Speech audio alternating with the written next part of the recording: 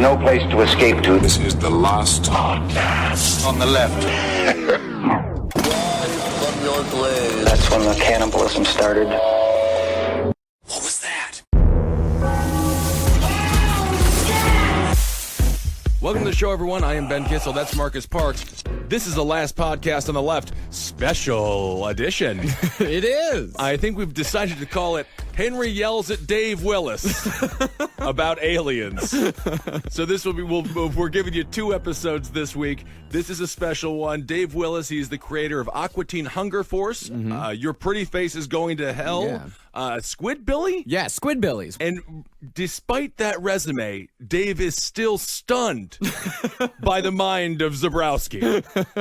So we have been waiting a long time for this. Can't wait to listen right along with you, because Marcus and I haven't heard this yet. This is great. Yeah, I can't wait to hear this thing. What exactly Henry yells at Dave about. Right, so to channel my best inner Zabrowski, go get a Garfield toe, smoke a hog's leg full of nug, do whatever you have to do to put yourself in the mindset that might make Henry kind of make sense to you. And if he starts to make a lot of sense to you, go to the doctor. Go to the doctor immediately. You've lost your mind. All right, should we give it a listen, Marcus? Let's give it over to Henry and Dave. Hello, listeners. Last podcast on the left. I am at Dave Willis's home, which is at, what is the address? 596. He has 2 lovely children, a beautiful wife, completely vulnerable here on the hill in Atlanta. And it's so nice. I'm here. We're doing Your Pretty Face is Going to Hell season 3.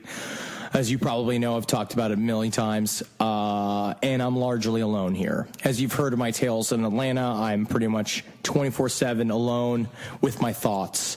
Mostly I've been watching the Made in the USA O.J. Simpson documentary, which is awesome. But he fucking cut that woman's head off real bad. That's what I heard. I haven't seen it yet, but I heard like those images are just I read an article where the guy says that he said he felt like something grazed his soul when he saw those pictures. Yeah, he definitely went at her like he was trimming a hedge. Yeah. But he's a great football player. He was really good in his prime. He really was. And until he blew out his knee. He was so good. He was so good. He was so good. I mean, 2,000 yards. Not many people been able to pull that off. And then have the energy to kill your wife and her karate-loving model boyfriend. Everybody, he got upset, but I'm not saying he's innocent. I mean, we got him good. He's doing bad in jail right now. But so as you know, when I am recording this podcast, a lot of times it's Dave listens to the podcast. His wife Lisa listens to the podcast. I do a lot of independent research on aliens, 24/7. It's kind of an ongoing thing in my life, and when I'm alone, I have no one to talk to about it, and literally drives me to a point of anxiety/depression that is probably unhealthy, to the point where I'm screaming at stop signs, being like, "You're telling me to stop!" just being unhinged. And so I thought maybe we'd sit here and we'd talk about aliens. So maybe we could do a little bit of Henry Zabrowski and Dave Willis unplugged on UFOs here in your home. In fairness, Henry, I don't know. There's not a whole lot that I can bring to the conversation as far as facts, as far as knowing much about UFOs. But the best part, that's why I have you here. So I get to yell at you. Also, all information about UFOs is technically false. So anything that I know is also wrong. Well, one thing you mentioned to me earlier, you said that they were photoshopping UFOs out of pictures, which I had no idea. Gotta do it, because they're fucking everywhere. Because if you didn't Photoshop the UFOs out of the NASA pictures, that's all we'd be seeing. No one would be looking at fucking Saturn. Because there's Zigzor out there fucking a huge woman. Because that's how I always imagine aliens. I think Greys love huge women because you could fit a lot of eggs in them. Who's Zigzor? Zigzor fucking the Grey. Probably the tall white. Because I think the bosses get to fuck because they make the baby. They make hybrids. This is going to be a big leap in information that Dave does not understand. They make hybrids. A part of their plan is to breed themselves with humankind to make stronger. Technically, what they're supposed to do is change the idea of attractiveness in America by making waifish humans, by having sex with humans, mixing gray DNA with human DNA, in order to make us believe that that's an attractive thing. So we welcome the overcoming takeover by the alien races, various alien races that watch So us. they're even pushing things further towards anorexic, thin. They're doing it. They're the ones doing it. How do they bear children if without childbearing hips and Well, I'm really glad you asked that. and mammary-filled glands that nourish the young? Well, I'm certain it's got a lot to do with it. But I also believe, well, the Greys, the tiny Greys, are robots. They're biomechanical robots created by the tall whites that use them to do their bidding. They're like their butlers. The tall whites are like our tall whites. Benjamin Franklin, Thomas Jefferson, the people that started this country. The big bad whites. Rupert Murdoch. David Cameron. Dave Willis. The people that control the media in this country. Virgin Airways. Yes, Yeah, yes, that guy. Yes, but there's a lot of that too. But I do believe that UFOs are real in a many contextual way. I think that they're an interdimensional, actual physical craft. I think that they can be physical, but partially they're kind of connected to our brains, right? Like we manifest them. But don't you think I mean, not to put the cart before the horse, but the fact that they come here to breed with us, they have the technology and the ability, and they're far beyond, and still it's a little self-absorbed to think that why would they even come here to have sex with us and To fuck. create? They come to fuck. They come because we're ready to fuck. We're down to fuck. Think about Barney Hill. I always think about when we did an episode about Barney and Betty Hill, which is an interracial couple that were abducted by aliens. And it's a part of the one thing that Barney Hill never wanted to talk about was that they put a genital cuff on him that made him orgasm. Right? It was like this thing, and it made him grow these weird growths around the outside of his penis. But what he won't say, which I think he wanted to say, is that it was fucking great. I think it made him come big time, and he loved it, and he didn't want to talk about it, and they're just very good at it. But it was one of those sort of Stockholm syndrome things. Like he was like, no, please don't put the cuff on. But over time, He loved it. Do you believe in UFOs? Have you ever seen anything like a UFO? No. I can emphatically say that I've never seen anything even remotely close to a UFO. But I do believe in life. Yes, of course. There's got to be life elsewhere. It's just, I mean, it's infinite. I mean, there's got to be. There's got to be, right? There's got to be some other sustaining area that, and how do you define life? I mean, there's all these definitions for what define. I'm sure you know. Like, I mean, I know it's alive if it can come here and milk us for our cum. Of course. Then it's definitely alive. Yes. No, that meets the definition, probably, the scientific definition, if it can somehow come down here with giant manacles. Let's see if it squirts. Yes. Well, that's definitely alive. That thing that just put that thing on my genitals, that meets the definition. Have you ever seen anything like that, like a ghost or a vampire? Have you ever seen a werewolf? No, absolutely, emphatically not. I don't think I've ever had any sort of any sort of mystical experience with other beings from other planes, but I do believe that I don't believe in ghosts. I do believe that there are aliens. There has to be. Well, I'm getting rid of the term ghost. Okay. I hate the word. I'm almost having problems with the term alien because I don't think there's anything like that. I think in the end there's some sort of, they're all the same thing. Eventually there's going to be some code saying that the ghosts and aliens are both the same part of interdimensional sort of aberrant thing that we pick up because our brains are antennas. Right. No, I get that. It makes sense. Henry. It's interesting, but I think everybody has an opinion. That's why I like aliens so much, is because I think that it is a very, of course, it's a contentious belief, and a lot of people that have experienced UFOs, like something like UFOs, or being abducted, a lot of times they become either implacably nerdy. They become super nerds and they can never be normal ever again, or they're so traumatized that their whole lives are now garbage and they have to spend their lives going from person to person being like, they stuck it in me and I know they have my babies. Don't you think it's some of those people are like, it's a self-fulfilling prophecy though? It's like one of these things where they want to see it, they want to believe, and then they then they see something and it makes them believe. Yeah, I think it's like a LeBron situation where he wanted the ring and he wanted to bring it back to Cleveland. Yeah, I think there's a part of it because it gives them something to talk about. Because normally they're just a mouth breather that like lives in South Dakota. That's actually not true. There's many intelligent people who have seen UFOs. The governor of Arizona, when he saw the Phoenix Lights. You ever seen the Phoenix Lights? No. Phoenix Lights. Watch video on the Phoenix Lights. I'll just send you stuff in the night. I got to tell you, the more we talk about this, the more I realize that maybe I don't even have curiosity about this. Not only do I not have information, but I don't have. Okay. I have the quest or the desire to acquire the information. Well, then let me try to whet your appetite and see if I can talk to you about some of the stuff I've been reading about. So I wanted to kind of pick at some of the baby topics that I have been reading about alone. Okay. And I want to see what you think. All right. So one term. Do you know anything about the real Men in Black? No, I do not. So now they're not just David Duchovny and Gillian Anderson, right? It's not just the X-Files. Sure. Men in Black, or a phenomena that's known as people that basically who have reported seeing a UFO or being abducted by a UFO, who report it to the government, say a lot of times they get visited by very strange men dressed all in black that seem to not know what it's like to be human and told to not tell anybody. Ugh, I'm sorry. It's disgusting.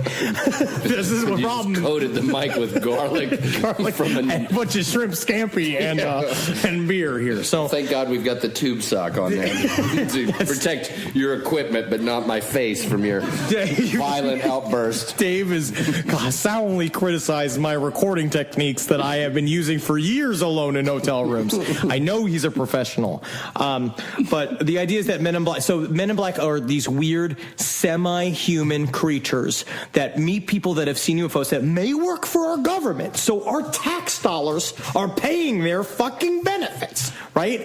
And tell them to not talk about their experiences. It said it started about 1953 with a case involving a man named Albert K. Bender. Albie Bender. Now, Bender was the founder of the International Flying Saucer Bureau, which means he is a fucking worthless nerd at the time. I thought you were asking me to complete your sentence. I was like, one of the tall whites? I don't know. Do I have to be serious? I'm zoning out. No. What did he say? Grace. He's one of the Grace. You cannot zone out. This is important. This is why you're here, all right? My girlfriend just got here. I have a 3-day grace period where I can't talk about UFOs until it's over, all right? Today's episode is brought to you by BlueApron.com. For less than $10 a meal, Blue Apron delivers seasonal recipes along with pre-portioned ingredients to make delicious home-cooked meals. The meal's available in July: creamy shrimp fettuccine with sautéed green beans and spinach, sweet chili chicken with Tinkerbell peppers, green beans, and jasmine rice, and spiced steak and tomato avocado salad with creamy cone cabbage and red onion slaw. Check out this week's menu and get your first 3 meals free with free shipping by going to blueapron.com/LEFT. So late in the summer, 1953, Bender made a series of discoveries which led him to believe that he had finally found the truth to the UFO cover-up. He had planned to reveal his findings in the October issue of the Space Review, which is a magazine he founded himself. That's how good he was. But before the issue was published, Bender was visited by 3 men dressed in black who had already read the unpublished reports somehow and confirmed his findings. The silencers, as he called them, scared Bender to the point where he did not publish the report, but left a warning: we advise those engaged in saucer work to please be very cautious. What do you think about that? What does he mean, saucer work? Like no, but I lost that. Is he warning the government? Is he warning the Bender to not release his fucking secret report that he had found, saying that he knew the truth about UFOs? Right. Okay. Well, I mean, you're doubting me. No, your doubt in me is affecting me. No. Look, I'm not saying it doesn't happen. Like, I mean, the Mormon religion was started by that guy who brought those tablets. He was just doing anything to keep the 16-year-olds he was fucking in the tent. That's true. That's very true. But do you think that there was some sort of ulterior motive by Bender? Well, definitely. In the end, he started a magazine. He's got to make some money. Right. That's the problem with all of these UFO things. As soon as it ties to first you've got to buy my tape. First you've got to buy my book. That means, it's like, well, this guy needs money, mostly because of the fact he either saw a UFO and it made him unhireable, because all he does is now scream and rant about how he saw a UFO. Right. Or he's lying. What did Bender do for a living? What was he created Space Review magazine. So, an entrepreneur. So he's self-employed. Yes, self-employed, independent publisher, and that's what he did. That's the problem, is that if you follow the money, it goes back to Albert K. Bender's parents. Follow the lack of money. Follow the lack of money. Just got to him. Go back to his parents. Go to the attic bedroom where he's staying with his mom and. Well, I'm going to read you another story that I really like about Men in Black. Okay, good. All right, because this is what you are now a captive of me. I know I'm in your home. Yes. He's got there's gourds here that's very nice, that can only be in the home of a nice family, a good, well-to-do family.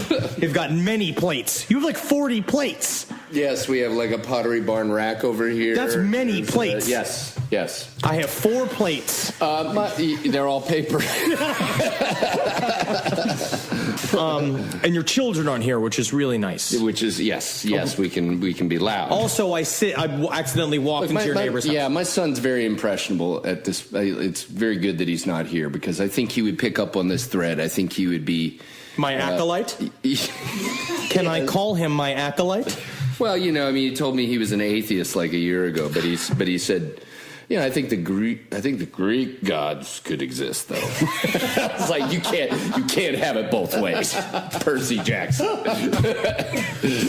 I like how if you don't believe in Jesus, you can't believe in Mercury as well. You cannot. Yes. All right. So this one's called Adele, not Big Adele. It could be though. Right. 1968. Location: North Yorkshire. Adele. It's a pseudonym, so don't worry. Okay. She was 16 at the time. Nice. Answered the door to what appeared to be a very... I'm sorry. Briefly became Borat there. Yeah, nice. I was doing it today on Pretty Face for like a half an hour. When I went in, there's a whole section where I'm a beaver trying to make a bunch of horny beavers chase me, and I kept going, "Do I make you horny, baby? I'm Austin Powers." So I was doing that for a while. I'm going to take it back through the other end. I'm just going to bust in through the back door with this. Yes. 20 years later. Adele, a pseudonym, was 16 at the time, answered the door to what appeared to be a very strange insurance salesman. He was tall, wore a black suit and tie, and had a florid complexion. Do you know what that word means? Rubicund. Will you join me in the Rubicund? After staring at the 16-year-old... and smiling for an unnerving length of time, he jerked into action and asked Adele, "Do you have insurance? Is it now?" Adele later remarked that his voice seemed to be computerized. So, "Do you have insurance? Is it now?" She suggested that the insurance salesman come back later when her parents were home. At that moment, the man suddenly began to sweat profusely. He removed his hat to reveal a bald and extremely pale head. Adele could now see that he was wearing makeup to darken his face. "Can I see a glass of water?" the men in black asked. Inviting the man in, Adele fetched him a glass of water, and he did just that. He looked at the glass of water and set it aside. Next, he turned his attention to a clock on the mantelpiece. Adele told the men in black that the clock was her father's retirement present, at which he seemed baffled. "Is it your father's time?" he asked. "Is it here and now? Is it here and now? Is it here and now?" Then the men in black seemed to freak out like a malfunctioning robot. He began repeating, "Your father, his time, your father, his time," over and over again, and became stiff and immobile. Turning to the door, he had to use his hands to move one of his legs. He told Adele to watch the lights before leaving in a hurry, disappearing down the street impossibly quickly. What did he mean when he said watch the lights? Adele would soon find out. Shortly after the men in black left, Adele's living room filled with small bright lights, which danced around before exiting through the window. All right. Well, not fake. But I mean, there's not like a smoking gun. I mean, it's not like his faceplate came off like in Westworld. No, I mean, it's there's like, never that. I mean, he sort of acted like an immigrant that maybe couldn't speak the language. I think that maybe she meant computerized voice and possibly it was just an Indian accent. Yeah, it would be more interesting if it was like, he grabbed a glass of water and said something like, I couldn't possibly ingest this because of my interior circuits, but this is clearly a liquid that forms many of you humans. That's the problem. It's too on the nose for them. A little more too telltale, right? Well, the Men in Black have these things just pop up all the time, right? It's that they say that they wear lipstick, they wear different. They show up to places where people have said they've seen UFOs, and they just act like they have never been a human being before. They don't know how to use doors. They don't know how to order food. They don't eat. They'll order food, won't eat it. They'll chew it and spit it out. Right. But they also say that the Men in Black. So this is just the history of people having encounters with men in black. But my question is like, why did they come? Are they there to wipe her memory? Are they there to? That's a very good question. I mean, what's their purpose there? To watch the lights? I mean, what did the lights do? What did the lights provide information or? It's cool.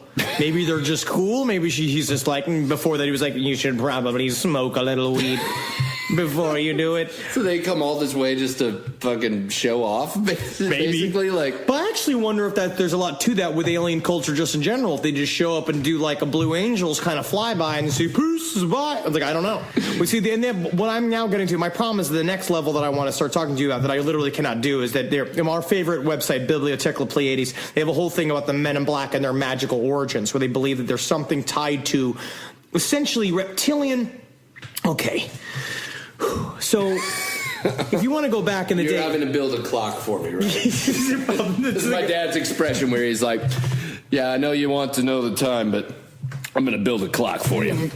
That's my whole life. Yes. All right. About aliens. No, this is just this is going to be. I can't even begin to explain this because what this is essentially the Men in Black have something to do with the reptilians who place themselves within the Illuminati secret societies at the beginning, and what they did was essentially far technology back in the ancient times, which to them they thought was magic. So this idea that Men in Black are actually just aliens that work for the government, that are so deep inside the government that they work for them. The thing I don't get about the government, though, is like, I mean, some of those people are elected and some of them are appointed, and these are like... But are all elections elections?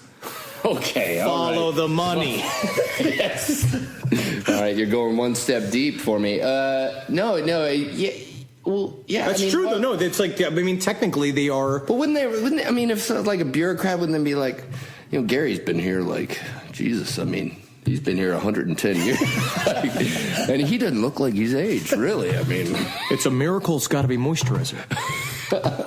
He smokes a pack a day, and he says he doesn't know what food is. I just saw him. He goes to lunch, He goes with us to Moe's. He doesn't order anything except water. And then he looks at it. He eyeballs it, sniffs it, and then throws it at someone and then leaves. I've never seen reports so neat. And still, he keeps it up. He keeps going. Great guy, though. Yeah. But it's like but there's also a story of a guy named Valiant Thor that they believe is a Venetian that worked with George Bush's grandfather, Vannevar Bush, like back in the day. It was one of the original like spooks, like part of the OSS, who said they had a purplish tint and would have to wear makeup. And he was a part of the secret space program. But they say that there's a Venusian that works for the U.S. government, and he's been there forever. He's 300 years old. He's got 6 fingers. He has to wear a special skin-tight suit like over himself. And they just act like, and they have pictures of him that you see. It's like, but you don't know what it is. And what I like about UFO also proof is like it's like an old picture, a bunch of old white men. They're like Vannevar Bush, and then their proof is that it's just an arrow that somebody drew on it, and then it said, "Here he is," and it's just a guy standing there who just kind of looks Greek, just kind of tan. Yeah. But he's got like a head that's like 3 foot circumference. He's floating above the chair. He's very beautiful. Yeah, but this is A head made of complete obsidian. yes, it's like oh yeah, he's always been strange. He's always been a little off. He won the costume contest every single time for the last 110 years. But that leads me into the other subject that I was going to talk to you briefly about was the secret space program that is going on right now, Dave. And it's going on underneath our noses, and we're letting it happen. You're letting it happen by your actions. Your vote, not me. My actions or my lack of actions? What am I doing that is creating this situation? What are you doing and what are you not doing? You're a part of the upper echelons of the entertainment industry. You're a part of the flow of information. If we can put just a little bit of truth concealing, this is what I'm trying to pitch to you about. Your pretty face is going to hell. Just put little subconscious, we put subliminal messaging into the show. I would love to do that. Yeah. Put research MK Ultra. Yeah. Research Gary McKinnon. I would, yeah, absolutely. I think our legal department would find it, but yeah, why not? Do you think they'd get upset? I don't know. I think they would ask. I mean, mostly as long as it doesn't involve an erection or like fecal matter that is brown. That's all they care about. That's more standards and practices. But yes, that's all they tend to care about. So as long as it's not like a popular song or anything that we could be sued over, I think they'd be fine if we said research Gary McKinnon. If we try to destabilize the union? Well, yeah, anything we can do to destabilize the union through our show that airs at 12:30 at night on Cartoon Network when it switches over to Adult Swim. Please buy ads, Pepsi Cola. Yes. Just put that in there. Get the ad execs hypnotized. Well, what would you, like, how would that destabilize? I mean, what would you want to do? You have to incept people on the idea. Oh, like the movie? Like the movie. Okay. You got to have it. It's got to appear 3 times for people to be into it, right? And they got to research it. Yes, Gary McKinnon. Well, for those of you who don't know, Gary McKinnon is an autistic hacker from Scotland who hacked into the NSA and supposedly found proof of a secret space program that is going on right now. And he does talk like a Men in Black. Well, we have a limited marketing and PR budget, so like probably the first thing we would do is probably use whatever resources we have to just push people towards the show. Just the show in general. And then we can talk about destabilizing the union. I mean, but like, you know, when you talk about ideas, I mean, like we have access to like maybe one T-shirt cannon. Like, is there a way that we can destabilize the union? One T-shirt koozies. That's what we got to do. You just put it in there. It's like when they draw cocks and the Little Mermaid posters. Right. But I think that was essentially to make kids horny. I think that was that before get them horny for the Little Mermaid, which I already was. Of course. But really? There are cocks in that Little Mermaid poster? Yeah, you've never seen that? No. Disney's a lot of stuff with Disney where they write sex in the clouds and stuff like that. It's get people thinking about sex. I have a poster somewhere where a Disney animator apparently got fired, and then he drew this. Have you seen this poster? No. Oh, it's just pornographic. It's like Huey, Dewey, and Louie all pulling a train. Excellent. It is like every major iconic Disney character in some sort of 69 or filleting each other or just some gang rape of the dwarfs on Snow White. So this is not on Netflix yet? This does not make it to DVD? This exists. Wow. I have it somewhere. I would love to see that. It's not like some sort of Mad Magazine type thing. No, it's like hardcore pornography. But it was legit done by an animator, a disgruntled animator that got fired and was like, fine. Fuck it. Yeah. Here we go. Come after me, Walt. Let it roll. Come get me. And he was like, let me put my exoskeleton on first. Yeah. And then he fucking ripped his fucking balls off. Today's other sponsor is AdamandEve.com. For a limited time only, you'll get 50% off just about any item. When you select your one item at 50% off, you'll also receive 3 free adult DVDs plus a free mystery gift. And to top it all off, they'll even throw in free shipping on your entire order. These are people that are dedicated to your orgasm. They want you to fuck. They want you to have a good time. So why don't you go on over to AdamandEve.com and make their dreams come true? And use the code LEFT at checkout. That's LEFT at AdamandEve.com. We watched a video that was actually really interesting that found a bunch of footage from the 1960s sign-off You know when they used to play back in the day, how they used to play like a sign off, like sort of like they play the national anthem, they play like a bunch of like American images. Sure. There was an edition of it at some point that had the words to the Star Spangled Banner like printed on it, and subliminally they put things on there, like as the letters fade into the next letters, it says God is great, believe in God, and then it starts believe in government God, and then it says ultra. It's like all of this shit. And what Marcus and I were talking about is that we believe that it's a proposed trigger mechanism for what they thought was going to be the MK Ultra. What is the MK Ultra? MK Ultra. Am I walking everyone through shit that they already know? Everyone likes to hear about it. All right. Because it's real. The MK Ultra is real. MK Ultra is it was a super spy training program that the original version of the CIA, the OSS, created in the 1950s. And the goal was they took it from Nazi scientists, and the goal was they figured out is that if they could possibly break a person's personality into a bunch of chunks, you can make it so that they are uninterrogatable, that they can hide secrets within multiple personalities and train them, like literally like takes like Manchurian Candidate, where you can break somebody's personality apart and then train one faction of it and make it a killer, or make it like give it secret information and then mask it using hypnotism. And then what you do is they'd hear like a command word or phrase and they would turn on.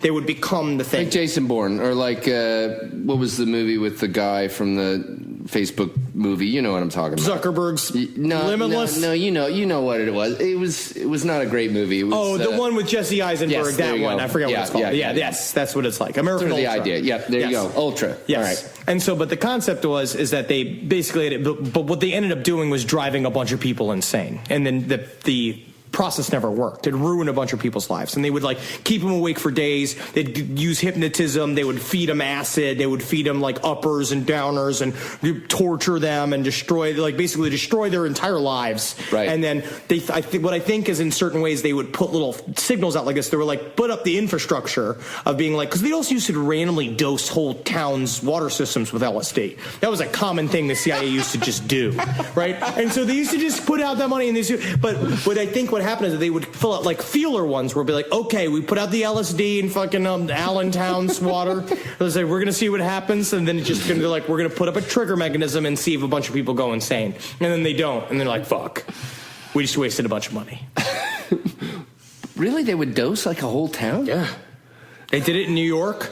They try to liquefy LSD and put it out of a muffler of a car while driving around, like try to just shoot vaporized LSD just to see how people handle it, how society can possibly break down if everybody's tripping balls. Well, didn't they have people like, didn't somebody like jump out of a window? Like they had a guy who jumped out of a window. They dosed him. Yeah, I mean, what did they tell the family? She's like, that guy was sad. You should have seen him around the office. He told me he was He wore a veil. He was so sad. He kept crying on a rose. I told him to kill himself. And that's on me. That's on me. Here's $100. I'm sorry. We're all very sorry. Well, I've kind of put you through this for like a half an hour. Well, no. You put me through this every day. I mean, yes, our whole lives are working together. This is just the beginning. This is just a recorded version. This is a stereo. What do you think of the chicken?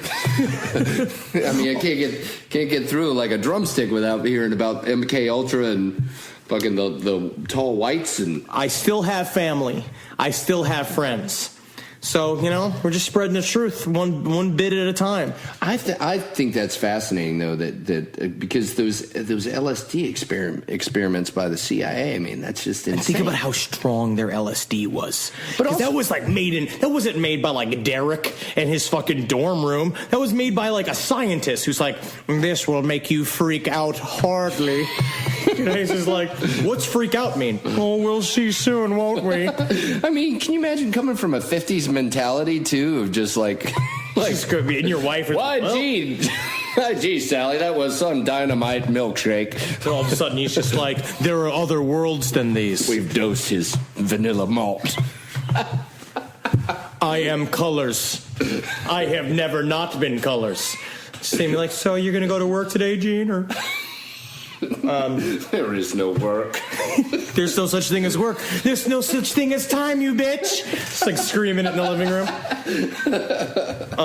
But thank you for having me. I want to have Lisa come on and at least say hi. Lisa listens to the podcast all the time. Talk about being a ghost. Talking about being a ghost. Talk about being a ghost. I'm married to a ghost. I don't believe in them, but I'm married to one. Yeah, I had an experience when I lived in Baton Rouge. It was a while ago, and I was living with some friends of mine in this old house, and they were out of town. They were in New Orleans, and I lived with them for a year probably, and it was 11 o'clock at night. Well, you're in New Orleans, which is like the most haunted place on the face of the planet. Yeah. So I'm hearing like someone walking around these old wooden floors real heavy. So I thought, well, they came back home or one of their crazy friends came in or something. So I yelled down and I'm like, hey, who's there? And I don't hear anything. And I keep yelling down and no one answers. And then I hear boxes like pushed around the house, like really, and you could hear someone just stomping around the floor, and there was no porch or anything. So after about an hour of this, I started getting a little freaked out, and I called 911, and 2 policemen came over, didn't see anything, walked around the house. I think the scariest, then when I talked to my friends about it when they got home, they said, yeah, they had bought the house from someone who committed suicide, and that they had an experience where they were sitting downstairs and thought someone walked upstairs, and they were calling to the person and never heard any response. It was not really anyone in the house. But I think probably the scariest thing was when the policemen were leaving, one of the policemen picked up this big butcher knife out of the sink and then started like pointing it to me, making the sounds from Psycho. It's like, thank you, officer. That was probably the worst part of that whole experience. But it did make me think. I mean, it wasn't that exciting, but it was something inexplicable. Well, I'm terrified now. Yes. Of your family. I'm terrified of this. Thank you so much. Thank you guys for having me in your house. All right. Well, Thank you for being here. For coming in. Yes. They have opened the door and insinuating that it is time for me to leave. I will go. Would you like a glass of water to look at? To ponder? All right. Hail Satan, and thank you for listening. Goodbye. And it was just as crazy as we thought it would be. Wonderful job, Henry. And, thanks for taking the bullet, Dave. Yeah, appreciate it. Now you know what I've been going through the past 4 years. Well, I'm a little bit more on the level, so yeah, it's what you've been going through. All right. Thank you guys so much for listening to this special episode. Marcus, what do we have to tell them? If you guys want to give to our Patreon, go to patreon.com/lastpodcast on the left. We really appreciate all the support that everyone has been giving us. It's overwhelming. Actually, thank you so much, and we've got a lot of rewards for you. Go check it out, patreon.com/lastpodcast on the left. We're coming back to Baltimore. That is going to be here that's going to be in August. So go check out the Auto Bar website. We're going back to Auto Bar. We're doing the downstairs this time, and there's also a Facebook event that you can search for and grab tickets there. We sold out Los Angeles. Awesome. Can't wait for that show. That's coming up here real soon. And of course, our England shows are coming up very soon as well. In October, we've sold out One Night in London. We've sold out Manchester. We've almost sold out Glasgow and our second London night. So do not wait to get those tickets because they will absolutely sell out. Go to gigsandtours.com to get your tickets for that. Unbelievable. I want to give a special thank you to everyone in D.C. We did the Kennedy Center. We'll give a larger thank you in the next episode, but my God, we had such an amazing weekend. I can't believe JFK let us play his theater. And special thank you to Jen Tisdale for setting that up and for warming up the crowd for us. Roasting our listeners. She roasted them. Yes, she did. It was absolutely remarkable. Thank you so much for listening and supporting all the shows, listening to and supporting all the shows here on Cave Comedy Radio, the Round Table of Gentlemen, Sex and Other Human Activities, Page 7, The Lucky Bone Show, Abe Lincoln's Top Hat. We really appreciate it. The numbers are looking amazing, and it couldn't happen without your support. Yeah, absolutely. It's been a long, hard road, but you guys have stuck with us, and we could not have done it without you. Thank you so much for supporting the show. We could not thank you enough. All right, hail yourselves. And Heil Geen. And for Henry, hail me!